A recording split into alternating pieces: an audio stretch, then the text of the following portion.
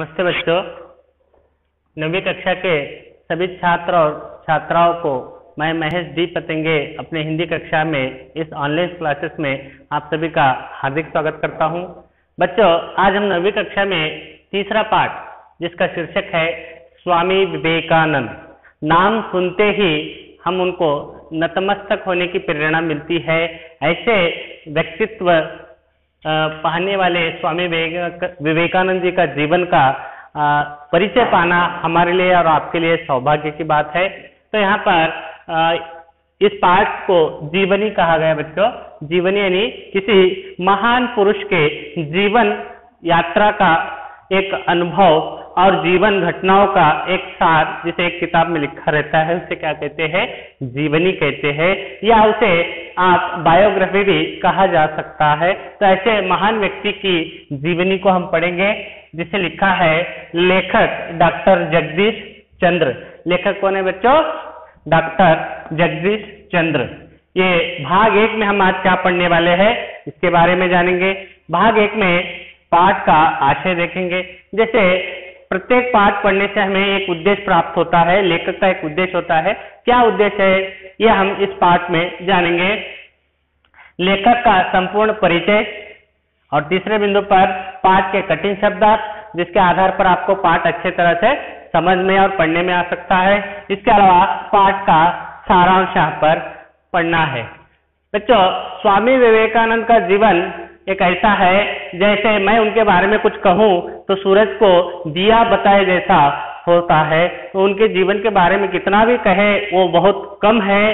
जैसे समंदर में से हम 2-4 बूंद खर्च किए उतना ही मात्र हो सकता है। उनके जीवन के संपूर्ण जीवनी के बारे में बताना बहुत समय लग सकता है। तो यहाँ पर सभी मेन विषयों को जोड़कर डॉक्टर जगदीश चंद्र ने एक लेख लिखा है, जिन्हें स्वामी विवेकानंद का शीर्षक देकर वो जीवनी में उन्होंने लिखा है।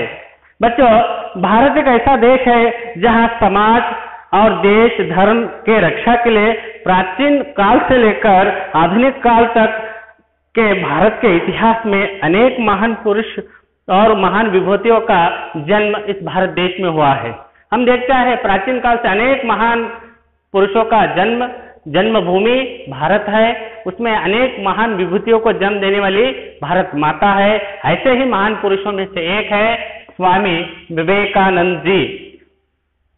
ऐसे भारत माता के कई सपूत है जो भारत माता का गौरव प्रदान किया है। जैसे महात्मा गौतम बुद्ध है, महावीर है, शंकराचार्य जी है, रामानुजाचार्य जी है, मध्वाचार्य जी है, महात्मा बसवेश्वर है, कबीरदास है, गुरु नानक जी है। अनेक सूफी संत और एक महान संतों की, सन्यासियों की भूमि भारत भूमि रह चुकी है। बच्चों, ऐसे सूफी संतों की भूमि भारत भूमि कहलाती है, जिन्होंने भारत का भ्रमण कर भारतीय संस्कृति और सभ्यता का सदुपदेश देकर भारत से अंधविश्वास, रूढ़िवाद, जाति धर्म का भेदभाव भुलाकर इंसानियत और शांति का पाठ पढ़ाकर दीन दुखियों के समाज सेवा की प्रेरणा देने वाले अनेक समाज सुधारक हैं, जिन्हें हम क्या कहते हैं बच्चों? समाज सुधारक कहते हैं। इन्हें हम समाज सुधारक कहते हैं। ऐसे महान समाज सुधारक में स्वामी विवेकानंद जी का नाम सर्वप्रथम आता है। इनका नाम मात्र से हम उनको आदर पूर्वक श्रद्धा अर्पित करते हैं। ऐसे महान व्यक्ति के जीवन के बारे में पढ़ना हमारे लिए और आपके लिए गौरव की बात है। अब हम देखेंगे पाठ के आशय की ओर। इस पाठ से हमें क्या संदेश मिलता है, क्या सीख मिलती है, इस पाठ का क्या उद्देश्य है। सबसे पहला, भारत देश में जन्मे अनेक महान व्यक्तियों ने भारत की कीर्ति विदेशों में फैलाई है। ऐसे व्यक्तियों में से एक है स्वामी विवेकानंद। अभी मैंने बताया कि प्राचीन काल से लेकर आधुनिक भारत तक अनेक महान पुरुषों ने इस भूमि पर जन्म लिया है। जैसे मैंने कुछ नाम यहाँ पर बताया, अभी ऐसे अनेक महान पुरुष भारत में हो चुके हैं। ऐसे महान पुरुषों में से एक स्वामी विवेकानंद जी ने भारत ही नहीं बल्कि पूरे विश्व में अपने भारत के मान सम्मान को बढ़ाने वाले व्यक्ति, धर्म और वेद उपदेश, गीता, भगवत गीता, रामायण, महाभारत, इन सभी का अध्ययन कर पूरे विश्व को परिचय देने वाले सबसे पहले व्यक्ति माने जाते हैं स्वामी विवेकानंद। ऐसे उनके जीवन को हमें जीवनी पढ़ने से क्या लाभ होता है कि अगर किसी महान व्यक्ति का हम जीवनी पढ़ेंगे तो उनका जीवन का तत्व, उनके सिद्धांत हम हमारे जीवन में अनुकरण करें, हम हमारे जीवन में पालन करें। इसलिए तो हमें स्वामी विवेकानंद जी का जीवन हमें परिचय इसलिए इस पाठ में रखा है कि हम भी उनके तत्वों का पालन करें, उनके सिद्धांतों का पालन करें, उनके मार्ग पर चले और हमारे जीवन को भी उज्जवल बनाए। इसीलिए हमें महान पुरुषों की जीवनी को पाठ में रखा जाता है। बच्चों आगे देखते हैं, यहाँ पर इस पाठ में उनकी महानता के परिचय के साथ साथ देश प्रेम की प्रेरणा भी कर सकते हैं। यहाँ पर उनकी महानता को, उनके जीवन के संदेश को हमारे जीवन में ले सकते हैं। इसके साथ साथ देश प्रेम की प्रेरणा भी हमें मिलती है, देशभक्ति की प्रेरणा हमें मिलती है, बलिदान त्याग का संदेश भी हमें इस पाठ से मिलता है। तो यहाँ पर स्वामी विवेकानंद का एक ऐसा व्यक्तित्व है जिन्हें आध्यात्मिक दिव्य पुरुष कहा जाता है। स्वामी विवेकानंद को आध्यात्मिक दिव्य पुरुष भी कहा जाता है। इतना ही नहीं, भारत का सन्यासी भी कहा जाता है। भारत का सन्यासी किसे कहा जाता है? स्वामी विवेकानंद जी को। इतना ही नहीं, भारत का भिक्षु भी कहा जाता है। ये सब उन्हीं को दिए गए कुछ उपाधियां हैं जो आध्यात्मिक दिव्य पुरुष भी कहा जाता है, भारत का सन्यासी भी कहा जाता है, भारत का भिक्षु भी स्वामी विवेकानंद जी को कहा जाता है। बच्चों, भारत का भ्रमण कर कर इन्होंने पूरे विश्व में भारत का एक ऐसा ध्वज फहराया जो आज तक अजर अमर है। उन्होंने कश्मीर से लेकर कन्याकुमारी तक, कश्मीर से लेकर कन्याकुमारी तक, उत्तर से लेकर दक्षिण तक, पूर्व से लेकर पश्चिम तक पूरे भारत को अपने जीवन में उन्होंने पैदल चलकर भ्रमण कर कर एक एक गांव, एक एक राज्य, एक एक नगर का अध्ययन, वहां की धर्म संस्कृति जाति का अध्ययन करने वाले एकमात्र व्यक्ति स्वामी विवेकानंद थे। अपने जीवन में वो कम आयु में ही वो हमसे दूर हो चुके हैं, लेकिन उसी कम आयु में उन्होंने 100 साल से भी ज्यादा का कार्य कर कर बताने वाले व्यक्ति कौन है बच्चों? स्वामी विवेकानंद है। कन्याकुमारी से लेकर, कश्मीर से लेकर कन्याकुमारी तक पैदल भ्रमण कर कर, बस या किसी ट्रेन में नहीं, पैदल भ्रमण कर कर भारत का अध्ययन करने वाले व्यक्ति स्वामी विवेकानंद जी है। इनका परिचय विश्व को पहली बार विश्व सम्मेलन में उन्होंने भारत का ध्वज फैलाने वाले व्यक्ति थे। इनका जीवन एक दीपक की तरह है जो खुद तो जलते रहे, उनके प्रकाश में देश में, विश्व में फैले अंधकार को हटाने का काम अपने दिव्य ज्योति के साथ उन्होंने किया, अपने ज्ञान का प्रकाश हमें बांटने का काम किया। इसके अलावा मैंने जैसे बताया कि इनका अगर मैं परिचय दूं तो सूरज को दिया बताए जैसा होता है। सूरज के सामने, सूरज के प्रकाश के सामने दिया का प्रकाश जितना होता है उतना ही मेरा कार्य हो सकता है। तो इसलिए उनके बारे में बताना एक दिन, एक महीना बहुत कम है बच्चों। तो ऐसे महान व्यक्ति के जीवन के बारे में आज हम जान रहे हैं और आगे हम ये उनके पाठ का आशय है। आगे हम शब्दार्थ देखेंगे आगे दूसरे बिंदु पर। बच्चों, अब हमने पाठ का आशय समझ लिया है। अब अपने अपने किताब निकालिए। किताब में पेज नंबर 21 पर, 21 पर हम लेखक परिचय देख रहे हैं। इस पाठ के, स्वामी विवेकानंद पाठ के लेखक है डॉक्टर जगदीश चंद्र। डॉक्टर जगदीश चंद्र है उनका। यहाँ पर दूसरे बिंदु पर हम परिचय देखना है। इनका परिचय विस्तार रूप में नहीं है बच्चों, जितना है उतना मैं यहाँ पर आपको पढ़कर समझा रहा हूँ। जैसे हम पिछले कक्षा में उनका स्टेप बाय स्टेप जन्म, प्रतिष्ठि जो देखे ना, वैसे इनके पॉइंट वाइज नहीं है। एक प्यारा में, छोटे से प्यारा में दिए, जितना दिए उतना आपको मैं पढ़कर सुना रहा हूँ। इस पाठ के लेखक डॉक्टर जगदीश चंद्र है। तो स्वामी विवेकानंद पाठ के लेखक कौन है? जो जीवनी लिखी है डॉक्टर जगदीश चंद्र जी है। इन्होंने भारत के किशोर बालक और बालिकाओं के समक्ष आदर्श प्रस्तुत करने के लिए अनेक महान पुरुषों की जीवनियां लिखी है। इन्होंने बालक बालिकाओं ने, छात्र और छात्राओं के लिए, आने वाली पीढ़ी के छात्र और छात्राओं के लिए या इस पीढ़ी के छात्र और छात्राओं के लिए उनका समग्र जीवन क्या है, उद्देश्य क्या है? भारत में जितने भी जन्मे महान पुरुष हैं उनके जीवन के बारे में परिचय कराना ही उनका एक उद्देश्य है। जैसे स्वामी विवेकानंद जी का जीवन का परिचय आपको कौन दे रहा है? डॉक्टर जगदीश चंद्र दे रहे हैं। उनका उद्देश्य क्या है?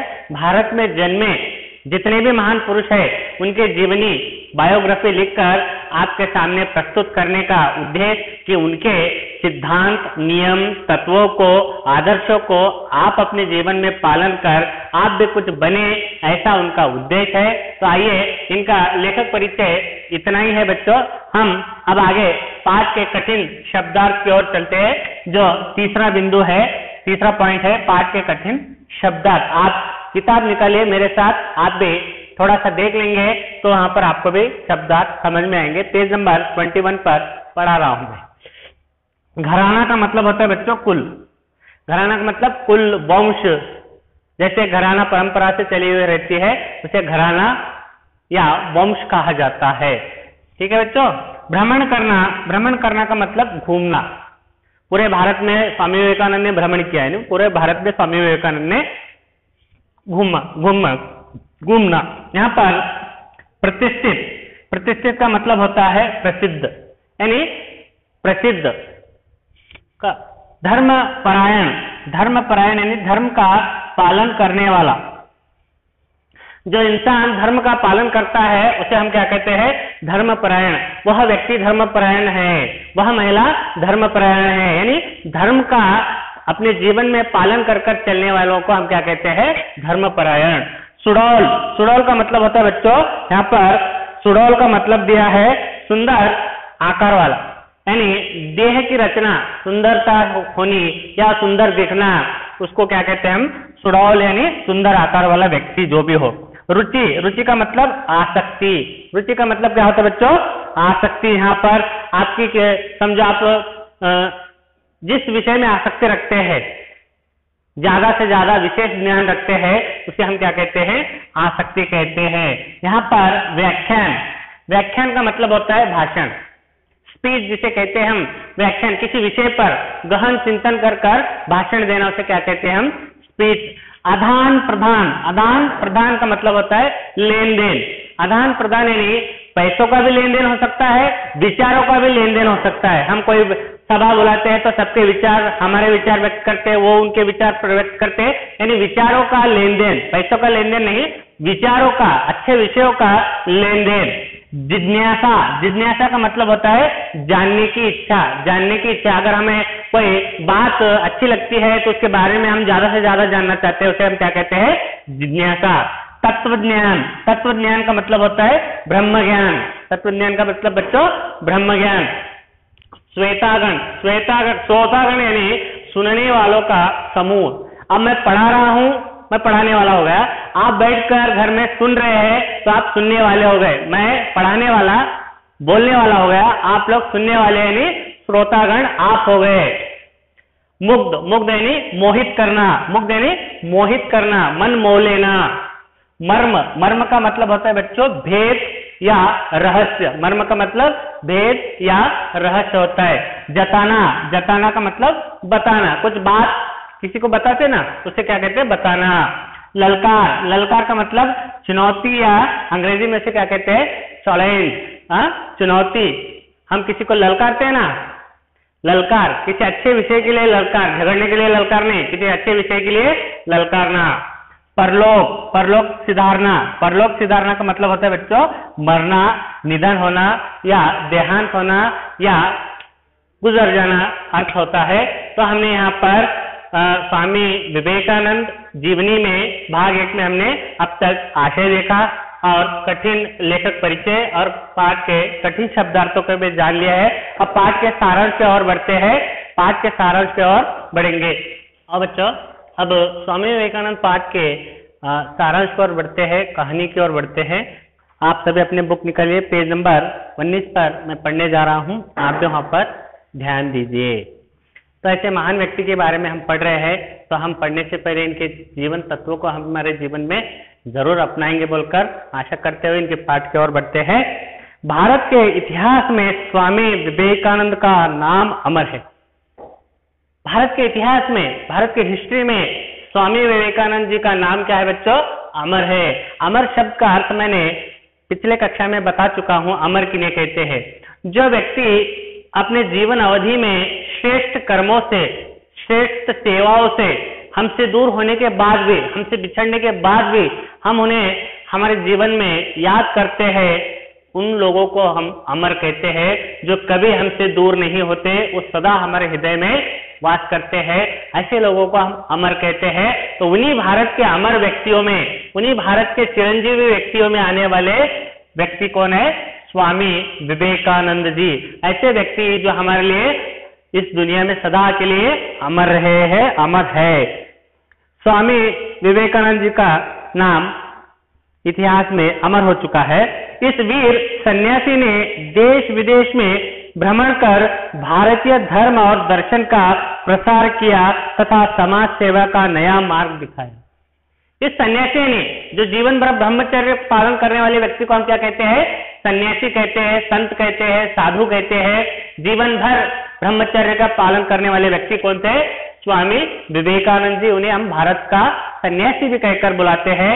ऐसे दिव्य पुरुषों ने जो अपने जीवन में समाज सेवा का कार्य को महत्वता दी है। भारत ही नहीं, भारत के सनातन धर्म को, भारत के हिंदू धर्म को भारत ही नहीं पूरे विश्व में, पूरे दुनिया में फैलाने का काम स्वामी विवेकानंद ने किया। इसीलिए उन्हें दिव्य आध्यात्मिक पुरुष भी कहा जाता है। तो ऐसे व्यक्ति ने भारत में नहीं बल्कि पूरे विश्व में भी भ्रमण कर कर भारतीय धर्म और दर्शन का, भारतीय धर्म और दर्शन का एक समन्वय कर कर पूरे विश्व में फैलाने का काम किया, प्रसार किया। इसके साथ साथ समाज सेवा का नया मार्ग दिखलाया। समाज सेवा का नया मार्ग मतलब दीन दुखों का सेवा करना ही परमात्मा की सेवा बताने वाले व्यक्ति, दीन दुखियों की सेवा करना ही उस परमात्मा की सेवा बोलने वाले व्यक्ति कौन थे? स्वामी विवेकानंद जी थे। तो आगे देखो बच्चों, स्वामी विवेकानंद का जन्म 12 जनवरी 1863 को कलकत्ते के एक कायस्थ घराने में हुआ था। तो स्वामी विवेकानंद जी का जन्म 12 जनवरी 1863। यहाँ पर 1863 बोलने के बाद आप 1800 तो बोल सकते हैं, लेकिन 63 बोलने में आपको थोड़ा सा कठिनाई होगी, तो यहाँ पर उसे लिख रहा हूं। तो कब हुआ था उनका? 12 जनवरी 1863 में।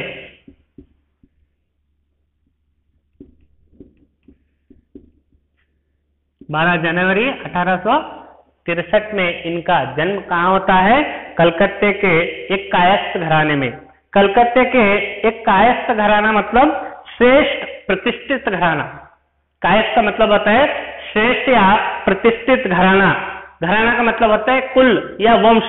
यानी स्वामी विवेकानंद का जन्म 12 जनवरी 1863 में एक प्रतिष्ठित घराने में, वंश में होता है। उनका बचपन का नाम नरेंद्र देव था। तो उनका जन्म कब हुआ बच्चों? आपको प्रश्न पूछेगा, स्वामी विवेकानंद जी का जन्म कब हुआ? 12 जनवरी 1863 में कलकत्ता में इनका जन्म होता है। किस घराने में होता है? एक कायस्थ प्रतिष्ठित प्रसिद्ध वंश में, घराने में इनका जन्म होता है। इनका बचपन का नाम नरेंद्र देव था। क्या था बच्चों? इनका बचपन का नाम नरेंद्र देव था। उनके पिता श्री विश्वनाथ दत्त एक प्रतिष्ठित वकील थे। इनके पिता क्या थे? कलकत्ता के हाईकोर्ट में एक प्रतिष्ठित वकील थे। प्रतिष्ठित प्रसिद्ध जाने माने वकील थे। कहां पर? कलकत्ता के हाईकोर्ट में। उनका नाम क्या था बच्चों? श्री विश्वनाथ दत्त। और उनकी माता श्रीमती भुवनेश्वरी देवी धर्मपरायण महिला थी। धर्मपरायण का मतलब धर्म का पालन करने वाली महिला थी। क्या नाम था? भुवनेश्वरी देवी। आपको यहाँ पर दो प्रश्न पूछे जाएंगे। एक तो स्वामी विवेकानंद का जन्म कब हुआ? 12 जनवरी 1863 में। स्वामी विवेकानंद का बचपन का नाम क्या था? स्वामी विवेकानंद जी का बचपन का नाम नरेंद्र देव था। दो प्रश्न हो गए। यहाँ पर और एक तीसरा प्रश्न उद्भव होता है कि स्वामी विवेकानंद जी के माता पिता का नाम बताइए या लिखिए। तो वहां पर आपको लिखना है स्वामी विवेकानंद जी के पिता का नाम श्री विश्वनाथ दत्त था और माता का नाम श्रीमती भुवनेश्वरी देवी। अब इनका परिचय, वो हाईकोर्ट में एक प्रसिद्ध वकील थे विश्वनाथ दत्त जी, और माता भुवनेश्वरी देवी एक धर्मपरायण महिला थी। जिस प्रकार शिवाजी महाराज को उनकी माता जीजाबाई ने बचपन में रामायण, महाभारत, वेद, उपनिषद, संस्कृत का अध्ययन देकर हिंदू धर्म के लिए उन्होंने जागृत किया था, उसी प्रकार माता भुवनेश्वरी देवी ने नरेंद्र दत्त को यानी स्वामी विवेकानंद जी को बचपन में ही रामायण, महाभारत, संस्कृत, वेद, उपनिषद का अध्ययन देकर हिंदू सनातन धर्म के बारे में उन्होंने अध्ययन करने की प्रेरणा उनके माता से ही बचपन में अनेक महान वीर पुरुषों की कथा सुनकर, ऐसे महान दिव्य पुरुषों का आत्मचरित्रता सुनने के बाद उन्हें भी हिंदू धर्म में कुछ कर दिखाने का उद्देश्य बचपन में ही उनमें पैदा हुआ था। बचपन में वो ध्यान मग्न होने लगे, आध्यात्मिक ध्यान के बारे में वो सोचने लगे। ऐसे महान व्यक्ति का जन्म और बचपन का नाम और माता पिता का नाम आपको याद रहना चाहिए बच्चों। आगे जाएंगे। बालक नरेंद्र का शरीर स्वस्थ और सुडौल और सुंदर था। इनका शरीर कैसा था? स्वामी विवेकानंद के बचपन में उनका शरीर कैसा था उसके बारे में यहाँ पर बता रहे हैं। स्वामी विवेकानंद जी का शरीर स्वस्थ था, एकदम स्वस्थ था। उसके अलावा सुडौल, सुडौल का मतलब मैंने बताया, सुंदर आकार वाला शरीर। जिनका शरीर कैसा था? सुंदर था और सुंदर थे। इनकी रुचि किस किस विषय में थी यहाँ पर दिया गया है। कुश्ती लड़ने, दौड़ लगाने, घुड़सवारी करने और तैरने में उन्हें बड़ा आनंद मिलता था। किन्हें? स्वामी विवेकानंद जी को बचपन में क्या क्या करना पसंद था? कुश्ती लड़ने यानी बॉक्सिंग करने, दौड़ लगाने यानी रनिंग करने, घुड़सवारी, घुड़सवारी यानी घोड़े पर सवार करना, घोड़े पर सवार करना इन्हें अच्छा लगता था। इसके अलावा तैरना, स्विमिंग करना, ये सब उनको रुचि यानी आसक्त रहने वाले विषय थे। आपको प्रश्न आएगा कि स्वामी विवेकानंद जी को किन किन विषयों में आसक्ति थी या रुचि थी, तब आप उनको लिख सकते हैं। स्वामी विवेकानंद को कुश्ती लड़ने में आसक्ति थी, स्वामी विवेकानंद को घुड़सवारी, तैरने में और आनंद मिलता था। इस प्रकार से आपको यहाँ पर लिखने आना चाहिए। यहाँ पर और आगे जाकर बचपन में वो बहुत नाटकों में पात्र करते थे। बचपन में बहुत से नाटकों में पात्र करते थे, उसमें उन्होंने राजा का पात्र चुनना बहुत पसंद था। बच्चों ने राजा का पात्र चुनना बहुत पसंद था। कुश्ती लड़ने, तैरने, दौड़ लगने और घुड़सवारी के साथ साथ उन्हें और क्या था? वे संगीत एवं खेल कूद में प्रतियोगिताओं में भी भाग लिया करते थे। ये तो था, इसके साथ साथ संगीत में भी वो रुचि रखते थे। अनेक संगीत साधनों को उन्होंने प्रमाणित किया था। उन्होंने वीणा, ऐसे बहुत से संगीत साधनों को वो बजाने का काम भी करते थे, उसमें उनकी आसक्ति भी थी। इसके अलावा खेल कूद में, स्पोर्ट्स में भी उनका अभिरुचि थी। इनकी? स्वामी विवेकानंद जी की। इसके साथ साथ उन्होंने कई प्रतियोगिताओं में भी भाग लिया। प्रतियोगिता का मतलब कॉम्पिटिशन में, स्पर्धा में उन्होंने भाग लिया करते थे। बचपन में वो, यहाँ पर एक छोटी सी कहानी बताता हूं मैं उनके बारे में, जीवन के बारे में। बचपन में वो बहुत शरारती भी थे और बहुत ही साधारण सादगी में भी रहते थे।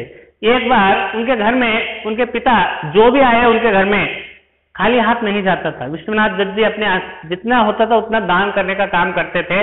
तो ये उनके प्रेरणा स्रोत। स्वामी विवेकानंद भी अपने पास जो जो चीज थे, जिनको जो जो जरूरत पड़ती थी, वो दान करने का काम करते थे। जैसे कोई गरीब व्यक्ति को देखे, कोई संत को देखे, कोई फकीर को देखे, कोई सन्यासी को दिखा, तो उनको जो भी मांगे वो देने का काम करते थे। घर में से जो भी देखा, अब किसी को कंबल है नहीं है तो घर से कंबल ला कर दिया, किसी को खाना नहीं है घर से खाना ला कर दिया, किसी को ठंड बज रही है कंबल, ऐसी चीजों को दान करने में जो मंगा वो दान देते थे। तो घर वाले उनसे परेशान हो गए थे कि स्वामी विवेकानंद नरेंद्र देव बचपन में हर चीज को दान करने लगे थे। तो उन्हें एक कमरे में बंद कर दिया गया था, एक कमरे में बंद कर दिया गया था। तब वो खिड़की में से दान देना शुरू कर दिया। कमरे में बंद कर, तो कमरे में जो जो चीज है वो खिड़की में से दान देना शुरू किया। ऐसे महान व्यक्ति स्वामी विवेकानंद जी थे। उन्हें बचपन में कुश्ती लड़ना, तैरना, घुड़सवारी और संगीत और खेल कूद में उन्हें बहुत ही आनंद मिलता था। आगे देखो बच्चों, नरेंद्र आरंभ से ही पढ़ाई लिखाई में बड़े तेज थे। यानी बचपन से ही वो पढ़ाई लिखाई में बड़े तेज थे, बुद्धिमान व्यक्ति थे। और आगे नरेंद्र आरंभ से ही पढ़ाई लिखाई में बड़े तेज थे। वे अपने स्कूल में सर्वप्रथम रहा करते थे। अपने कक्षा में स्कूल में वो सर्वप्रथम में रहा करते थे, यानी फर्स्ट क्लास में वो पास हुआ करते थे। एंट्रेंस परीक्षा में भी वे प्रथम श्रेणी में उत्तीर्ण हुए थे। एंट्रेंस परीक्षा यानी प्रवेश परीक्षा, आज के प्रवेश परीक्षा में उन्होंने प्रथम श्रेणी यानी फर्स्ट क्लास में उन्हें फर्स्ट डिवीजन में उन्होंने पास किया था, उत्तीर्ण किया था। बीए की परीक्षा पास करने के बाद उन्होंने कानून का अध्ययन प्रारंभ किया। बीए की परीक्षा पास करने के बाद, बीए की परीक्षा होने के बाद उन्होंने क्या किया, आगे जाकर कानून का अध्ययन किया। कानून के अध्ययन करने के बाद इसी बीच में स्वामी विवेकानंद जी के जीवन में एक दुखद घटना घटती है। क्या है देखिए, बीए की परीक्षा पास कर लेने के बाद उन्होंने कानून का अध्ययन प्रारंभ किया। इसी बीच उनके पिता का देहांत होता है। स्वामी विवेकानंद जब बीए में पास होते हैं तो तभी उस समय में स्वामी विवेकानंद जी के पिता श्री विश्वनाथ दत्त, उनका दुखद निधन होता है। इसी बीच में उनका निधन भी हो जाता है स्वामी विवेकानंद जी के पिता का। आगे देखो बच्चों, अध्ययन काल में उनकी रुचि व्याख्यान देने और विचारों के आदान प्रदान करने में थी। अध्ययन काल में उनकी रुचि जो थी विचारों के आदान प्रदान करने में, व्याख्यान यानी भाषण देना, उस भाषण में भी उनकी रुचि क्या थी, विषयों को आदान प्रदान करने में। कैसे थी, यहाँ पर दिया गया है, अध्ययन काल में उनकी रुचि व्याख्यान यानी भाषण और विचारों के आदान प्रदान करने में थी। उनकी और एक रुचि क्या थी, भाषण देना, स्पीच देना, किसी विषय पर गहन अध्ययन कर स्पीच देने का उन्हें बहुत आसक्ति रहती थी। विचारों का आदान प्रदान करना, डिस्कस करना, वो बहुत उन्हें रुचि था, किन्हें, स्वामी विवेकानंद जी को। इसी कारण उन्होंने अपने कॉलेज में एक व्याख्यान समिति बनाई थी और कई प्रतियोगिता का आयोजन भी किया था। उसी समय उन्होंने अपने कॉलेज में एक व्याख्यान समिति यानी भाषण करने की एक कमेटी, समिति का मतलब कमेटी को गठन किया था, जिसमें कई प्रतियोगिता भी रखी गई थी, जिसमें कुछ महत्व के विषयों का आदान प्रदान लेन देन किया गया था। आगे देखो बच्चों, पाश्चात्य विज्ञान तथा दर्शन का भी उन्होंने अध्ययन किया था। पाश्चात्य विज्ञान, पाश्चात्य यानी पश्चिम में रहने वाले राष्ट्र यानी विदेशी, पाश्चात्य संस्कृति का, पाश्चात्य विज्ञान का, यानी पाश्चात्य विज्ञान यानी पाश्चात्य विज्ञान यानी पश्चिम में जो राष्ट्र है उन राष्ट्रों के विज्ञान का अध्ययन में इन्होंने किया था तथा वहां के धर्म का, दर्शन का भी उन्होंने अध्ययन किया था। किशोर अवस्था में यानी प्रौढ़ अवस्था में, किशोर अवस्था से ही नरेंद्र दार्शनिक एवं धार्मिक विचारों में तल्लीन रहते थे। भारत के धर्म का ही अध्ययन नहीं किया उन्होंने, भारत के विज्ञान का ही अध्ययन नहीं किया। इन्होंने अपने अपने भारत के विज्ञान धर्म के साथ साथ विदेशों के विज्ञान और धर्म संस्कृति का भी इन्होंने अध्ययन करना प्रारंभ किया था अपने प्रौढ़ अवस्था में, किशोर अवस्था में। स्वामी विवेकानंद जी को इन विषयों में अध्ययन करना, उन्हें तल्लीन यानी मग्न रहना पड़ता था। आगे देखिए, पाश्चात्य विज्ञान तथा दर्शन का भी उन्होंने अध्ययन किया था। किशोर अवस्था से ही नरेंद्र दार्शनिक, दार्शनिक का मतलब होता है यहाँ पर दार्शनिक सिद्धांत या फिलॉसफर कहते हैं, फिलॉसफर, और धार्मिक विचारों के बारे में अध्ययन करना, धर्म का विचार करना। तो ऐसे विचारों में वो हमेशा तल्लीन रहा करते थे। तो ऐसे महान स्वामी विवेकानंद जी हमारे देश में हुए, ये हमारे लिए गर्व की बात हो सकती है। और आगे हम देखेंगे, एक दिन नरेंद्र रामकृष्ण परमहंस के पास पहुंचे और उनके जिज्ञासा को उन्होंने कह सुनाई। स्वामी विवेकानंद के मन में अनेक प्रश्न थे कि इस दुनिया में भगवान का अस्तित्व है या नहीं है। तो ऐसे बहुत से प्रश्नों को कहीं उत्तर न मिलने के बाद उन्होंने एक गुरु को ढूंढा, उनका नाम था स्वामी रामकृष्ण परमहंस, जिन्होंने उनके सभी उत्तरों का जवाब स्वामी विवेकानंद जी को देते हैं। ऐसे महान गुरु स्वामी विवेकानंद जी के बन जाते हैं। यहाँ पर एक दिन नरेंद्र रामकृष्ण परमहंस के पास पहुंचे और अपनी जिज्ञासा यानी अपनी कोई जानने की इच्छा, अपने प्रश्नों को उत्तर जानने की इच्छा उन्हें प्रकट होती है, वो कह सुनाई। यानी स्वामी विवेकानंद ने अपने मन में जो जो अपने आध्यात्मिक विषय के प्रश्न हैं, उन सभी प्रश्नों को स्वामी परमहंस जी के सामने रखते हैं। उन सभी प्रश्नों का उत्तर वहां पर स्वामी विवेकानंद जी को परमहंस जी से मिल जाता है। उसके बाद रामकृष्ण परमहंस ने नरेंद्र को अपना शिष्य स्वीकार किया। तो दोनों अपने अपने विचारों को रखने के बाद वहां पर स्वामी विवेकानंद जी के विचार सुनने के बाद परमहंस जी ने उन्हें अपने शिष्यों में स्वीकार कर लिया। किन्हें? स्वामी विवेकानंद जी को अपने शिष्यों में स्वीकार कर लिया। आज हम इस पाठ को यहीं तक पढ़ेंगे। आशा करता हूं ये पाठ आपको यहाँ पर समझ में आया। आज हमने पाठ का आशय, लेखक परिचय, शब्दार्थ सविस्तार जान लिया है। इस पाठ संबंधित कुछ प्रश्न रहे तो मुझे बेझिझक फोन कर सकते हैं, मैं उत्तर देने का प्रयत्न करूंगा। अगली कक्षा में भाग 2 पढ़ेंगे। यही स्वामी विवेकानंद अगली कक्षा में आगे बढ़ाएंगे। धन्यवाद।